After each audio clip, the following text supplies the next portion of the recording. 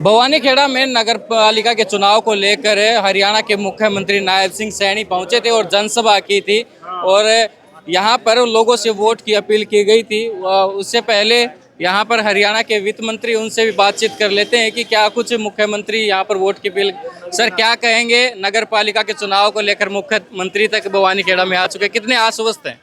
कोई भी चुनाव हो, भारतीय जनता पार्टी बड़ी गंभीरता से लेती है और भारतीय जनता पार्टी के कोई कितना ही बड़ा नेता हो, चाहे मुख्यमंत्री हो, प्रधानमंत्री हो, कार्यकर्ताओं के बीच में रहते हैं। और ये इसी वजह से ये है सबसे बड़ी पार्टी दुनिया की बनी है। इसी वजह से बार बार लोग जो है आशीर्वाद देते हैं। दीपेंद्र हुड्डा भी कह रहे हैं कि विधानसभा में कमी रह गई थी, लेकिन निकाय चुनाव में किसी प्रकार की कमी नहीं रहेगी।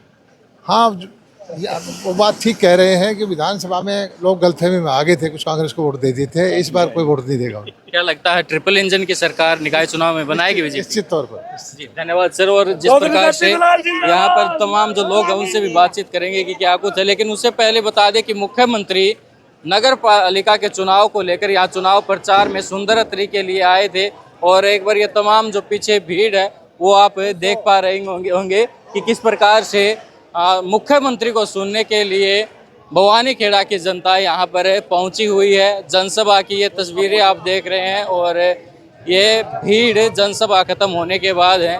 यहाँ के लोगों से भी बातचीत करेंगे और देखते हैं कि क्या कुछ रुझान है लोगों के बीच में, इस जनसभा से कितना क्या कुछ फर्क पड़ने वाला है। और सुंदरत्री उस साइड है, उनसे भी जानने का प्रयास करेंगे कि अब कितने आश्वस्त हो चुके हैं, क्योंकि मुख्यमंत्री का एक हल्के में आना, एक नगर पालिका चुनाव में आना, तो कितना वो है। अत्री जी, 2 मिनट, क्या कहेंगे? मुख्यमंत्री आ चुके हैं आपके चुनाव प्रचार के लिए, कितने आश्वस्त हैं? ऐसा है,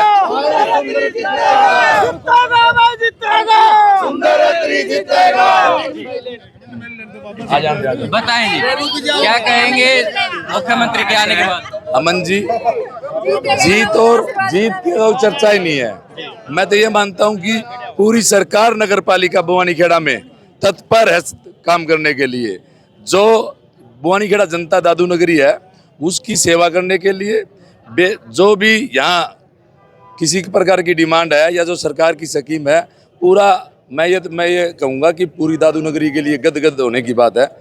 नायब सिंह सैनी जी का आना, सरकार की नीतियों के बारे में बताना और आप लोगों से वोट की अपील करना, इससे साफ जाहिर हो रही है कि मैं यदि पार्टी ने प्रत्याशी बनाकर भेजा हूं तो सारी सरकार उसके पीछे खड़ी है और सारी सरकार मिलजुल कर काम करेगी। जी,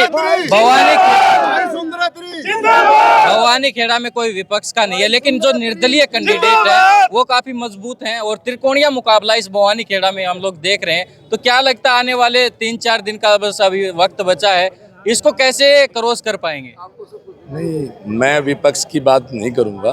विपक्ष, मैं तो ये कहता हूं कि पहले आप अपना काम कीजिए, आप जनता के बीच में जाइए, जनता की डिमांड सुनिए और उनका जो भी काम है वो बेखूबी से कीजिए। जनता अपने आप डिसीजन ले लेगी इस बारे में। जी, महिला नेत्री बीजेपी, क्या कहेंगे? मुख्यमंत्री का आना, पूर्व मंत्री का आना, पूर्व सांसद और मंत्रियों का दौरा यहाँ रहता है। विधानसभा लोकसभा का जिस प्रकार से चुनाव होता है, ये नगर पालिका का चुनाव वो बन चुका है। क्या लगता है बीजेपी इतना क्यों कर रही है एक छोटे से चुनाव के लिए?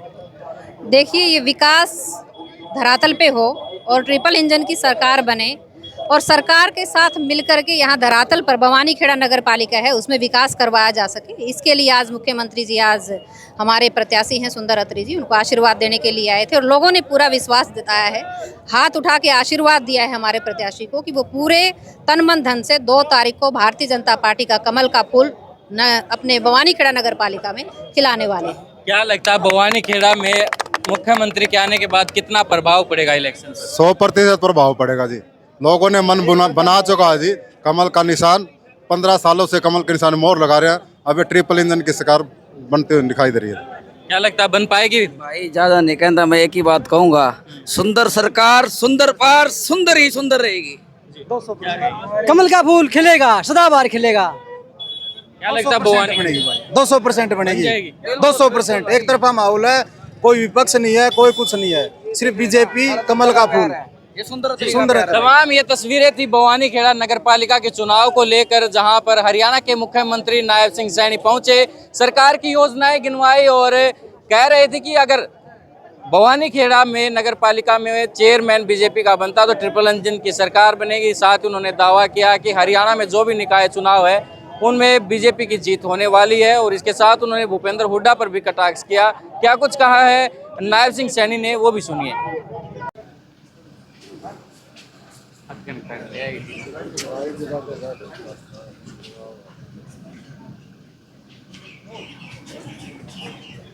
सर थोड़ा सा 2 मिनट परसों भी नहीं हुआ था सर, परसों भी बाइट नहीं हुई थी साहब। आज ताबड़तोड़ आपके दौरे हैं, पहले भिवानी, जींद, उसके बाद कुरुक्षेत्र और कहीं न कहीं बात करें सोनीपत जैसे गढ़ में आप जो है चुनाव प्रचार के लिए जा रहे हैं, क्या कहेंगे? देखिए, पूरे प्रदेश के अंदर जो स्थानीय निकाय के चुनावों को लेकर के लोगों में एक बड़ा उत्साह है, जोश है। लोगों ने मन बना लिया है कि 2 मार्च को ट्रिपल इंजन की सरकार हरियाणा के अंदर वो बनानी है। 12 मार्च को जब रिजल्ट आएगा ये ट्रिपल इंजन की सरकार हरियाणा में बन जाएगी। हमने जो वायदे किए हैं, चाहे विधानसभा में लगातार हमारी सरकार पूरे कर रही है, और चाहे अब स्थानीय निकाय के लिए हमने 21 संकल्प लिए हैं, उनको भी हमारी सरकार पूरे कर। पूर्व सीएम भूपेंद्र सिंह हुड्डा लगातार ये राग अलापते हैं कि एक भी काम जो है सरकार कोई गिना कर दिखाए, हमने जो काम शुरू किए थे वही पूरे करवाए, ना रोजगार दिया। जबकि आप अभी कह रहे थे कि आपने शपथ बाद में ली थी, पहले 25,000 युवाओं को नौकरी दी थी। देखिए, क्योंकि उनके पास बोलने के लिए कुछ नहीं है। कांग्रेस झूठ का सारा लेकर के लोगों को गुमराह करती है। जिस प्रकार से केजरीवाल कांग्रेस से बड़ा झूठ बोल करके दिल्ली में 10 साल चिपटे रहा, और अब लोगों को उनकी कहानी समझ आएगी, जल्दी साफ कर दिया। कांग्रेस पहले ही साफ। अभी पानी ठीक हो गया सर दिल्ली का पानी ठीक मिलेगा सर। किसानों के मुआवजे को लेकर कुछ घटाया गया है, तो उस पर क्या कुछ कार्रवाई? किसानों का जो मुआवजा मिलना था वो 250 करोड़ कर दिया गया है, यानी कि 90% घटा दिया गया है। नहीं, कौन सा घटा दिया?